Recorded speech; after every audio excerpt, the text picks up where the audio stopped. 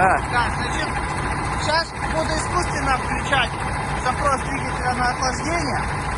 Соответственно, перчатка должна вращаться. Запрос двигателя на охлаждение пропадает, перчатка тут же перестает вращаться. Итак, смотрим.